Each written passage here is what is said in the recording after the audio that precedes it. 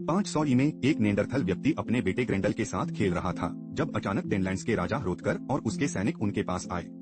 ये योद्धा नेंडरथल को एक ट्रोल के रूप में देखते हैं और उसे मारने आए हैं, इसलिए वह आदमी सैनिकों का सामना करने से पहले ग्रेंडल को एक चट्टान के किनारे छिपा देता है। दुर्भाग्यवश वह आसानी से मशालों और तीरों से पराजित हो जाता है और वह चट्टान से गिरकर मर जाता है। तब ह्रोथकर छोटे ग्रेंडल को छिपते हुए देखता है, लेकिन उसे छोड़ देने का फैसला करता है और अपने आदमियों के साथ चला जाता है। इसके बाद ग्रेंडल समुद्र तट पर जाता है और अपने पिता के शरीर को खींचता है, लेकिन निश्चित रूप से वह हिलता नहीं है। दुखद सच्चाई को स्वीकार करते हुए ग्रेंडल एक तलवार लेता है और अपने पिता का सिर काटकर घर ले जाता है। कई सालों बाद ग्रेंडल अपने पिता की तरह एक हट्टा कट्टा आदमी बन गया है। ग्रेंडल के पास अभी भी सिर है और वह अपने पिता को देखने से इतना चूक जाता है कि वह एक पहाड़ की चोटी पर जाता है और बदला लेने की रस्म के तौर पर अपने सिर पर चोट मारता है। फिर वह उस क्षेत्र की खोज शुरू करता है जब तक कि उसे वह छोटा सा गांव नहीं मिल जाता जहां ह्रोथकर और उसके आदमी रहते हैं। बाद में शाम को ग्रेंडल चुपके से घूमता है और पीछे से एक सैनिक को आश्चर्यचकित करता है। महान हॉल में जाने से पहले उसे जल्दी से बेहोश कर देता है। अगली सुबह ह्रोथकर हॉल में प्रवेश करता है और पाता है कि उसके सभी योद्धाओं की हत्या कर दी गई है और उनके सिर काट दिए गए हैं। इस बीच गेटलैंड में बियोवुल्फ समुद्र में प्रकट होता है और किनारे की ओर दौड़ता है, जहां उसकी मुलाकात एक मछुआरे से होती है जो उसके पैर से ईल निकालने में उसकी मदद करता है। मछुआरा अपना भोजन बियोवुल्फ के साथ साझा करता है, जो एक प्रसिद्ध नायक निकलता है। बियोवुल्फ यह दिखावा करता है कि उसे लड़ाई में ज्यादा दिलचस्पी नहीं है, लेकिन उसे हाल ही में हुई एक लड़ाई याद है जिसमें उसने त्वरित और सटीक हमलों से कई लोगों को मार डाला था। अंततः बियोवुल्फ घर लौटने में कामयाब हो जाता है और डेन्स के बारे में एक कहानी सुनता है जो एक ट्रोल के साथ परेशानी में है, इसलिए वह मदद करने के लिए स्वेच्छा से आगे आता है। गेटलैंड के राजा ने उसे कुछ लोगों को साथ ले जाने की अनुमति दे दी और अगली सुबह वे डेनलैंड के लिए रवाना हो गए। यात्रा के दौरान एक पीला हाथ पानी से बाहर निकलकर बियोवुल्फ को पकड़ने की कोशिश करता है, लेकिन वह समय रहते दूर चला जाता है। इस बीच डेनलैंड्स में ह्रोथकर आधी रात को बाहर जाता है और तथाकथित ट्रोल को आकर उससे लड़ने के लिए चिल्लाता है। जब ह्रोथकर का ध्यान भंग होता है, ग्रेंडल एक गार्ड के पास जाता है और भागने से पहले उसे मार देता है। ह्रोथकर उसे देखता है और उसका पीछा करने की कोशिश करता है, लेकिन अंधेरे में उसे खो देता है। अगली सुबह ह्रोथकर अपने नुकसान से बहुत उदास है क्योंकि उसे एहसास हुआ है कि ट्रोल धीरे धीरे उसके आदमियों को मार रहा है ताकि वह पीड़ित हो सके। उसकी पत्नी उसे डांटने की कोशिश करती है ताकि वह प्रतिक्रिया दे और अपने लोगों को राजा बनने के लिए मजबूर करे, लेकिन कोई फायदा नहीं होता। कुछ क्षण बाद गांव में शहीद सैनिक के अंतिम संस्कार की तैयारी शुरू हो जाती है और ईसाई पादरी ब्रेंडन का ध्यान इस ओर जाता है। वह कसम खाता है कि वह इस गांव में रहने वाली बुराई को डराकर भगा सकता है, लेकिन ह्रोथकर उसे गंभीरता से नहीं लेता। कुछ दिनों बाद बियोवुल्फ और उसके आदमी डेनलैंड्स पहुंचते हैं और जब उन्हें चारों ओर दिखाया जाता है तो वे देखते हैं कि गांव टूट रहा है। वे पास में चुड़ैल सेल्मा को भी देखते हैं, लेकिन उन्हें उससे दूर रहने की चेतावनी दी जाती है। जब ह्रोथकर को पता चलता है कि बियोवुल्फ यहाँ है तो वह दौड़ता हुआ बाहर आता है और बताता है कि प्रसिद्ध नायक डेनलैंड्स में पैदा हुआ था और 8 साल की उम्र में वहाँ से चला गया था। इस पुनर्मिलन का जश्न मनाने के लिए ह्रोथकर एक विशेष भोज का आयोजन करता है। वह उचित भाषण देने के लिए बहुत उदास है, इसलिए रानी उसके बजाय टोस्ट का मार्गदर्शन करती है। फिर बियोवुल्फ ने ट्रोल को मारने का वादा किया, इससे पहले कि वह और ह्रोथकर निजी तौर पर बात करें। बियोवुल्फ पूछता है कि क्या ऐसी कोई बात है जो उसे जाननी चाहिए, लेकिन ह्रोथकर कसम खाता है कि ऐसी कोई बात नहीं है। उस रात बियोवुल्फ और उसके आदमी दुश्मन का इंतजार करने के लिए जागते रहे। बाहर ग्रेंडल गांव के करीब आता है और ब्रेंडन को प्रार्थना करते हुए पाता है, लेकिन उसे सूंघने के बाद वह उस पर हमला न करने का फैसला करता है। इसके बाद ग्रेंडल बड़े हॉल के पास पहुंचता है और दरवाजे को भी सूंघता है, जिससे दरवाजा चरमराने लगता है। योद्धा यह सुनते हैं और लड़ने के लिए तैयार हो जाते हैं, लेकिन जब वे दरवाजा खोलते हैं तो पाते हैं कि ग्रेटेल बिना कुछ किए चली गई है। अगली सुबह वे ब्रेंडन से पूछताछ करते हैं, जो सोचता है कि वह अपने भगवान की सुरक्षा के कारण बच गया है। इसके बाद बियोवुल्फ का समूह ट्रोल की तलाश के लिए पहाड़ियों का पता लगाने जाता है और ऊपर जाते समय वे लगभग लकड़ी और हिरण के सींगों से बने जाल की चपेट में आ जाते हैं। इससे उन्हें आश्चर्य होता है कि क्या यह वास्तव में एक ट्रोल है, क्योंकि एक जाल बुद्धिमत्ता को साबित करता है। काफी चलने के बाद उन्हें एक बर्फीला क्षेत्र मिलता है जिसे वे उचित प्रावधानों और उपकरणों के बिना पार नहीं कर सकते, इसलिए वे गांव वापस चले जाते हैं। इस बीच ग्रेंडल उन लोगों की खोपड़ियों के साथ खेलने का आनंद ले रहा है जिन्हें उसने मार डाला है। गांव में वापस आकर स्थानीय लोग ट्रोल से इतने डरे हुए हैं कि वे ब्रेंडन को उन्हें ईसाई बनाने के लिए बपतिस्मा लेने की अनुमति देते हैं, यह मानते हुए कि अगर वे धन्य हो जाएं तो वे भी उसकी तरह जीवित रह सकते हैं। ह्रोथकर अभी भी अपनी पारंपरिक बुत परस्ती को पसंद करते हैं, लेकिन उन्हें अपने लोगों द्वारा किए जाने वाले बदलाव से कोई आपत्ति नहीं है, अगर इससे मनोबल में सुधार होगा और उन्हें आशा मिलेगी। कुछ क्षण बाद बियोवुल्फ सेल्मा से मिलने जाता है, जो एक भविष्यवाणी साझा करती है। ट्रोल की मौत डेनलैंड्स और गेटलैंड दोनों को बहुत महंगी पड़ेगी। वह सोचती है कि डेंस ने ट्रोल के साथ जो किया उसके कारण वे इसके लायक हैं, लेकिन वह पूरी कहानी साझा नहीं करती है। इसके बाद बियोवुल्फ हरोथकर के पास जाता है और कुछ सवाल पूछता है ताकि उसे पता चल सके कि ट्रोल ने बच्चों, महिलाओं या बूढ़ों को नहीं मारा है, जिसका अर्थ है कि वह साफ दिल से लड़ता है। बियोवुल्फ समझ नहीं पाता कि यह सब कैसे शुरू हुआ और इससे वह चिंतित हो जाता है, जिसके कारण हरोथकर अपना दिमाग खो देता है और एक पागल चुड़ैल पर विश्वास करने के लिए बियोवुल्फ पर चिल्लाता है। आधी रात को योद्धा शोर सुनते हैं और लड़ने के लिए बाहर भागते हैं, लेकिन एक बार फिर उन्हें कुछ भी दिखाई नहीं देता। जब वे वापस अंदर जाते हैं, ग्रेंडल अपने छिपने के स्थान से बाहर आता है और भाग जाता है। अगले दिन बियोवुल्फ ने हरोथकर को तलवार के साथ प्रशिक्षण लेते और जल्दी ही हार मान लेते हुए देखा। वह बीच में आता है और हरोथकर के प्रतिद्वंद्वी को चुनौती देता है, उसे कुछ ही तेज चालों में हरा देता है, क्योंकि वह उसे सिखाता है कि डर की हमेशा अपनी जगह होती है। इसके बाद बियोवुल्फ सेल्मा से अपना भविष्य पढ़ने के लिए कहता है, लेकिन जब वे कुछ अजीब आवाजें सुनते हैं तो उसका अनुष्ठान बाधित हो जाता है। बियोवुल्फ बाहर भागता है और ग्रेंडल को भागते हुए देखता है, इसलिए वह तुरंत घोड़े पर सवार होकर पहाड़ों तक उसका पीछा करता है। ग्रेंडल एक ऐसे क्षेत्र पर चढ़ता है जहां बियोवुल्फ नहीं पहुंच सकता और अपनी भाषा में बात करता है, लेकिन सौभाग्य से सेल्मा उसके लिए अनुवाद करती है। यह पता चलता है कि ग्रेंडल बियोवुल्फ पर हमला नहीं करेगा क्योंकि वह डेन नहीं है, और जब बियोवुल्फ उसे अपमानित करते हुए चिल्लाता है और बताता है कि वह यहाँ पैदा हुआ था, तो ग्रेंडल उस पर कुछ पत्थर फेंकता है और चला जाता है। भ्रमित बियोवुल्फ सेल्मा की ओर मुड़ता है, जो उसे समझाती है कि ग्रेंडल उससे नहीं लड़ेगा क्योंकि बियोवुल्फ ने उसके साथ कुछ भी गलत नहीं किया है।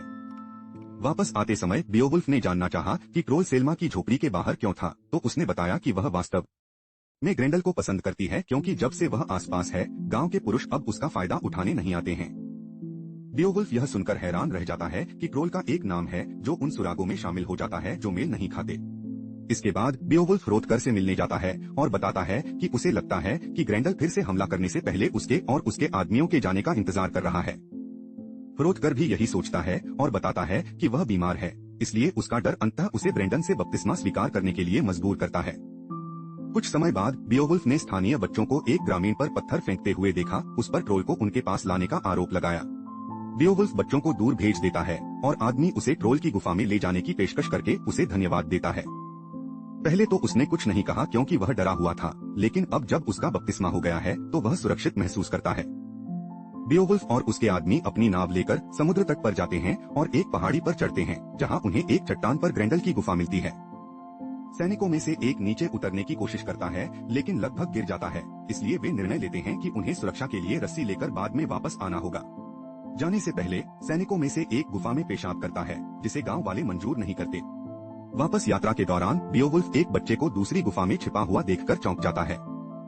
जब हर कोई विचलित होता है, रहस्यमय पीला हाथ पेशाब कर रहे सैनिक को नीचे खींचने के लिए पहुंचता है, लेकिन उसके दोस्त उसे समय रहते बचा लेते हैं। उस रात बियोवुल्फ को जागते रहने में परेशानी होती है और हर बार जब वह अपनी आंखें बंद करता है तो उसे तलवार के साथ गुफा के बच्चे का एक दृश्य दिखाई देता है। अगली सुबह वे यह जानकर हतप्रभ रह जाते हैं कि जिस गांव ने उन्हें गुफा तक पहुंचाया था उसे मार दिया गया है। क्रोधित होकर बियोवुल्फ और उसके आदमी गुफा में लौटते हैं और इस बार वे रस्सी के सहारे सुरक्षित रूप से गुफा तक पहुंच जाते हैं। यह जगह पीड़ितों की हड्डियों और कवच से भरी है, लेकिन ग्रेंडल आसपास नहीं है। उनमें से एक आदमी इतना निराश हो जाता है कि वह ग्रेंडल के पिता का सिर पकड़ लेता है और उसे नष्ट कर देता है। इसके बाद बियोवुल्फ मदद मांगने के लिए सेल्मा के पास जाता है। जब वह मना कर देती है तो वह उसे बांध देता है और पहाड़ियों पर ले जाता है, उम्मीद करता है कि जब वह उसे चाकू से धमकाएगा तो ग्रेंडल बाहर आ जाएगी। हालांकि कुछ नहीं होता, इसलिए बियोवुल्फ सेल्मा को रिहा कर देता है और उसे गलत पक्ष पर होने के लिए डांटने के बाद वह उसे पीछे छोड़ देता है। इस बीच ग्रेंडल अपनी गुफा में लौटता है और नष्ट हुई खोपड़ी पाता है। ऐसा करने वाले व्यक्ति का पता लगाने के लिए सूंघने के बाद वह पहाड़ी की चोटी पर जाता है और बदला लेने के लिए वही रक्त अनुष्ठान करता है। जब रात होती है, ग्रेंडल गांव में प्रकट होता है जब हर कोई सो रहा होता है और बाहर के गार्ड को भाले से मार देता है। फिर ग्रेंडल बड़े हॉल में घुसता है और बियोवुल्फ और उसके आदमियों को जगा देता है। अराजकता तब शुरू होती है जब सैनिक ग्रेंडल से लड़ने की कोशिश करते हैं, जो इतना शक्तिशाली है कि उसे छोटे इंसानों के हमलों से कोई फर्क नहीं पड़ता।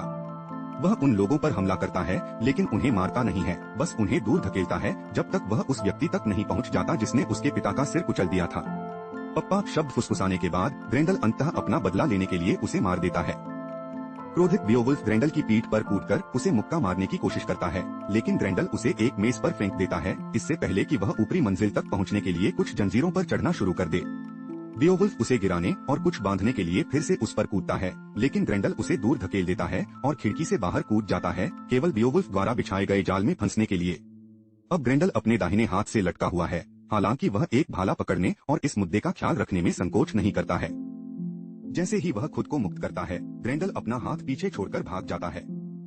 वह खून से लथपथ होकर समुद्र तट तक पहुंचता है और पानी में प्रवेश करता है, जहां उसकी मृत्यु हो जाती है और उसे पीले हाथों से ले जाया जाता है।